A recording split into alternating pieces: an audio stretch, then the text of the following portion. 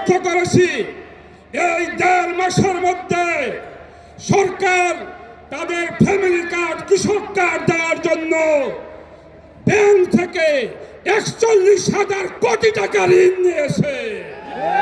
প্রিয় ভাইরা আমার, সরকার যদি এভাবে চলতে থাকে এই দেশ আগামী 6 মাসের মধ্যে দেউলিয়া হয়ে যাবে, দেউলিয়া হয়ে যাবে।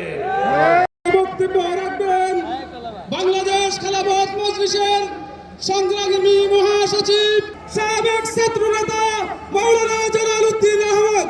মাওলানা জালালউদ্দিন আহমদ। আসসালামু আলাইকুম ওয়া রাহমাতুল্লাহি ওয়া বারাকাতুহু। আজকের এই গণসমাবেশের সংগ্রামী সভাপতি আমিরে মজলিস আল্লামা মামুনুল হক উপস্থিত রয়েছেন, আমিরে জামাত সহ জাতীয় নেতৃবৃন্দ, সাংবাদিক ভাইয়েরা, উপস্থিত তৌহিদি জনতা।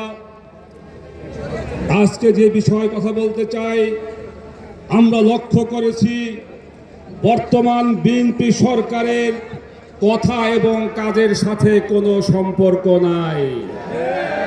এই বিএনপি সরকারের নেতারা নির্বাচনের আগে গণভোট চেয়েছিল, গণভোটে হায়ের পক্ষে ভোট চেয়েছিল। এরপর যখন 70% মানুষ গণভোটে হায়ের পক্ষে ভোট দিয়ে হাকে বিজয় করেছে, আমরা দেখলাম ক্ষমতাসীন সরকার জাতীয় সংসদে 2/3 মেজরিটির কারণে তারা আজকে গণভোটকে অবৈধ বলে দাবি করছে। যারা গণভোটের পক্ষে ভোট চেয়েছে আজকে তারা ক্ষমতায় এসে গণভোটকে হারাম, অবৈধ বলতেছে। আমরা লক্ষ্য করেছি সরকার বলে দেশে জ্বালানির সংকট নাই, বিদ্যুতের সংকট নাই, সারের সংকট নাই। আমরা দেখি পেট্রোল পাম্পে শত শত গাড়ির লাইন এবং কয়েক কিলোমিটার ব্যাপী গাড়ির লাইন দাঁড়িয়ে আছে। আমরা দেখি ঢাকার শহর ছাড়া গ্রাম অঞ্চলে বিদ্যুৎ প্রায় থাকেই না বললে চলে।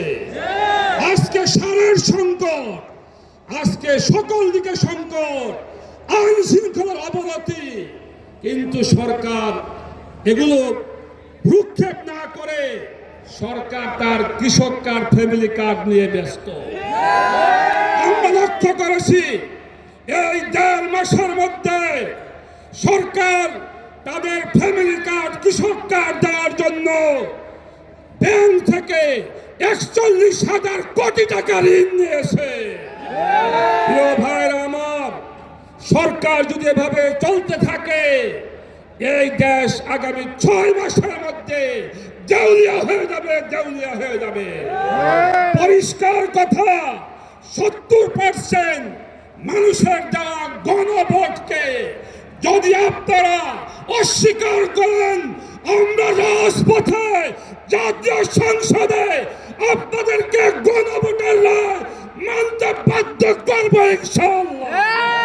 আমাদের আন্দোলন শুরু হয়েছে, দাবি আদায় করার আগ পর্যন্ত আমরা বাংলাদেশ খেলাফত মজলিস এবং 11 দল রাজপথ ছাড়ব না ইনশাআল্লাহ।